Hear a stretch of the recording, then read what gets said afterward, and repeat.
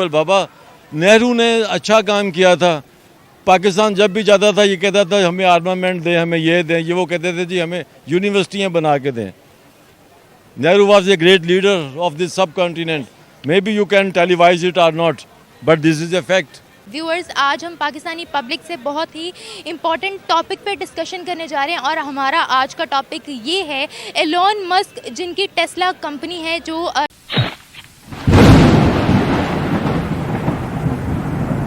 Basically उन्होंने China से cut off कर लिया है और इंडिया इस वक्त जो है वो अप्रोच कर रहा है एलोन मस्क को कि इलेक्ट्रिक व्हीकल्स की जो मैन्युफैक्चरिंग है वो इंडिया में की जाए। इंडिया चाइना से ज़्यादा बेटर फैसिलिटीज़ प्रोवाइड करेगा, चाइना से ज़्यादा बेटर पॉलिसीज़ जो है वो एलोन मस्क को प्रोवाइड करेगा। नितिन गडकरी जो हैं उन्होंने ये भी क्लेम किया गया है कि मार्च और अप्रैल में, पिछले साल मार्च और अप्रैल में जो एक्सीडेंट्स हुए थे इलेक्ट्रिक व्हीकल्स के, वो लो टेम्परेचर की वजह से हुए थे, जिस पर अब एक्शन भी लिया जा रहा है। इसके अलावा इंडिया जो है वो एलोन मस्क को अप्रोच करने की हर पॉसिबल कोशिश कर रहा है। जिस तरीके से इंडिया अपने ऑटोमोबाइल सेक्टर को ग्रो कर रहा है, जिस तरीके से इंडिया आगे बढ़ने की कोशिश कर रहा है, इंटरनेशनल कंपनीज को अप्रोच कर रहा है कि वो उनकी कंट्री में आकर अपने मैन्युफैक्चरिंग प्लांट्स लगाएं, मैन्युफैक्चरिंग करें, क्या उस तरीके से पाकिस्तान कभी कर पाएगा? और पाकिस्तान इस वक्त इंडिया से कितना दूर है और क्या वजह है कि इंडिया इस वक्त हर सेक्टर में ही हमसे आगे जा रहा है? और क्यों इंडिया जो है अपने ऑटोमोबाइल सेक्टर को इतना स्ट्रॉन्ग बनाना चाह रहा है? क्या इंडिया का जो ये एम है कि वो अपनी कंट्री को जो है वो एनवायरनमेंट फ्रेंडली जो है, पोल्यूशन फ्री जो है बनाना वो चाहते हैं, क्या इंडिया अपने इस एम को पूरा कर पाएगा? तो चले आवाम की जानिब बढ़ते हैं, पाकिस्तानी पब्लिक की जानिब बढ़ते हैं और देखते हैं कि हमें क्या रिव्यूज़ मिलते हैं। क्या नाम है सर आप? मेरा नाम फारूक भट्ट है। अच्छा फारूक भट्ट, आज का हमारा सवाल ये है कि एलोन मस्क टेस्ला जिनकी मलकियत में है, ठीक है, उन्होंने चाइना से कट ऑफ किया है और इस वक्त इंडिया जो है वो अप्रोच कर रहा है एलोन मस्क को कि मैन्युफैक्चरिंग इलेक्ट्रिक व्हीकल्स की जो है वो इंडिया में की जाए। आपको लगता है कि इंडिया इस वक्त डिज़र्व करता है कि टेस्ला जैसी बड़ी कंपनी जो है वो अपनी मैन्युफैक्चरिंग इंडिया में करें? बेटा, डिज़र्व करता है या नहीं करता उसकी कैपेसिटी देखी जाए नहीं है, और कैपेसिटी उनके पास है, टैलेंट भी है, फाइनेंस भी है और उनके लोग इंटेलिजेंट भी हैं। इनफैक्ट अब 10 साल के बाद देख लीजिए दुनिया का टैलेंट इंडिया से निकलेगा, कि निकल रहा है। It's a fact. White house उनका है, पूरा यूएस उनका है, जितनी दुनिया की कॉर्पोरेशंस हैं, मल्टीनेशनल, सबके सीईओ इंडियंस हैं। What is the reason behind it? They are talented people. बाबा नेहरू ने अच्छा काम किया था। पाकिस्तान जब भी जाता था ये कहता था हमें आर्मामेंट दें, हमें ये दें, ये वो कहते थे जी हमें यूनिवर्सिटियां बना के दें। Nehru was a great leader of this subcontinent. May be you can televise it और not, but this is a fact. ये सारी जो आईआईटी इंडिया में बनी हुई है, जो दुनिया को रूल कर रही है, ये सारी अमेरिका से इंडिया ने ली थी, नेहरू ने ली थी। ओके सर, दोनों ही कंट्रीज जो थी, पाकिस्तान और इंडिया, सब कॉन्टिनेंट का हिस्सा थी, एक साथ आज़ाद हुई। पाकिस्तान एक दिन पहले आज़ाद हुआ, फिर इंडिया हमसे इतना आगे क्यों है टेक्नोलॉजी में और एजुकेशन में भी? देखें, टेक्नोलॉजी में और एजुकेशन ही टैलेंट क्रिएट करती है ना। तो जब हम एजुकेशन में पीछे हैं तो जाहिर है कि हम इंडस्ट्री में भी पीछे ही होंगे। 1970 में जब भुट्टो ने नेशनलाइज की थी, हमारा टैलेंट तो उस वक्त मुल्क छोड़ गया था, उसके बाद हमारा टैलेंट तो वापस ही नहीं आया। तो यहाँ से this is not a industry based country. यहाँ इंडस्ट्री और 50 साल भी नहीं होनी। जो the fact of the matter is that India की तो बात छोड़ दें, वो तो अब सुपर पावर है। सर, जिस तरीके से इंडिया अपनी ऑटोमोबाइल इंडस्ट्री को ग्रो कर रहा है, इलेक्ट्रिक व्हीकल्स पर फोकस कर रहा है कि उनकी कंट्री जो है वो पोल्यूशन फ्री हो जाए, आपको लगता है कि वो अभी नहीं होगी? अभी उसमें 50 साल और चाहिए इंडिया को। At least they are trying, they are at the right direction, you can say they are at the right direction. अभी 50 साल लगेंगे इंडिया को। क्या हम इंडिया तक पहुंच भी सकते हैं? कभी नहीं पहुंच सकते, कभी नहीं पहुंच सकते। उसकी रीज़न है कि you are not working for it, you are not prepare for it. यार, अगर तुम स्कूल ही ना जाओ, यूनिवर्सिटी ना जाओ, तो कैसे कॉन्फिडेंस से तुम सड़क पे खड़ी होगी? ये एजुकेशन ही है जो तुम्हें स्टैंड किया हुआ है। तो यही बात है ना, this is a difference. Indian every member of the house is a working member. उनकी उनकी बचत ज़्यादा है, सेविंग ज़्यादा है। यहाँ पे तो हर आदमी इसी में यार हमारे इज्जत रह जाए, यार इज्जत रह जाए। क्यों? रिसोर्सेज नहीं है, डायरेक्ट इन्वेस्टमेंट नहीं है, कुछ भी नहीं है। जितनी पाकिस्तान में पूरे साल में आती है इन्वेस्टमेंट, इंडिया में एक दिन में आती है। This is a difference. Sir इस सब का क्रेडिट आप किसको देना चाहेंगे? किस चीज़ का? इंडिया की इतनी ग्रोथ का आप क्रेडिट? बेसिकली नेहरू था, ये बेसिकली नेहरू था। Who was the man behind the wisdom. ये सारा उसी का विजडम था जो आज खा रहे हैं, ये सारे कर रहे हैं, ये नेहरू का था। सर मुझे ये बताएं कि इंडिया ऑटोमोबाइल इंडस्ट्री पर फोकस कर रहा है, चाह रहा है कि इलेक्ट्रिक व्हीकल्स की मैन्युफैक्चरिंग ज़्यादा हो, कंट्री जो है पोल्यूशन फ्री हो जाए। क्या इंडिया अपने मकसद में कामयाब हो जाएगा जिस तरीके से वो एलॉन मस्क को अप्रोच कर रहे हैं? जी बिल्कुल हो जाएगा। ये एलॉन मस्क ने जो पहली गाड़ी बनाई थी ना, तो ये मेरा बेटा कनाडा में होता है, हसन नाम है उसका, हसन मुराद। तो अपना उसका बिज़नेस है, तो वो उसने उस गाड़ी का जो ऑटो पायलट सिस्टम है मेरे बेटे ने डिज़ाइन किया था। तो ये आज से कोई 10 साल पुरानी बात है। तो एलॉन मस्क में बहुत टैलेंट है और वो बड़ी जल्दी उसने तरक्की की है। तो ये है कि अब जो फ्यूचर इसी के अंदर ही है कि बजाय पेट्रोल के ऊपर, पेट्रोल दिन ब दिन आपने देखा कितना महंगा हो गया है, और हमारे मुल्क में मेन जो हमारी इंपोर्ट है वो ऑयल की है, पेट्रोल की है। तो इसके ऊपर जो दारोमदार है वो कम करना पड़ेगा, और ये बग़ैर पेट्रोल वगैरह की गाड़ियाँ जो हैं जैसे एलन मस्क ने बनाई हैं, तो उनको प्रमोट करना पड़ेगा। तो वो बड़ा अच्छा फ्यूचर है और इंडिया डेफिनेटली कामयाब होगा। पाकिस्तान को भी चाहिए कि वो भी जो इन्वेस्टमेंट्स लेकर आए किसी न किसी तरीके से अट्रैक्ट करे, तो इसका फ्यूचर बहुत है। अच्छा, डिज़र्व करने वाली बात हम नहीं करते, हम सिर्फ ये देखते हैं कि इंडिया कितना बड़ा मुल्क है, उसकी इकॉनमी कितनी बड़ी है, और क्या वाकई इतनी बड़ी इकॉनमी में टेस्ला जो है वो आके कंफर्टेबल होगा। तो मेरा जवाब ये है कि यस, टेस्ला अगर इंडिया में आता है, इंडिया बहुत बड़ी इकॉनमी है, और जाहिर है, मतलब है तो दुख की बात कि हम इतनी बड़ी पावर नहीं है जितनी बड़ी पावर इंडिया है, लेकिन वो आ भी जाएगा।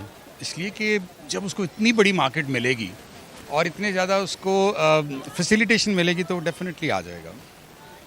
अच्छा सर मुझे ये बताएं कि ऐसी कौन सी वजह है जो इंटरनेशनल कंपनीज़ को, इंटरनेशनल इन्वेस्टर्स को अट्रैक्ट करती हैं टुवर्ड्स इंडिया? सबसे बड़ी बात तो यह है स्टेबिलिटी। आपकी डेमोक्रेटिक स्टेबिलिटी जो है, पॉलिटिकल स्टेबिलिटी जो है वो होनी चाहिए। जब आपकी पॉलिटिकल स्टेबिलिटी नहीं होगी किसी भी मुल्क में, वहाँ पर फॉरेन इन्वेस्टमेंट नहीं आएगी। इंडिया में आप देख लीजिए कि there is a continuity of democratic governments, जैसी भी हैं वो चाहे जिस तरह मर्जी आती हैं, लेकिन वहाँ पर इंट्रूड करने वाले लोग बहुत कम हैं। तो वो सिलसिला चल रहा है। तो जो इन्वेस्टर्स होते हैं वो most of the time they become comfortable in these particular circumstances.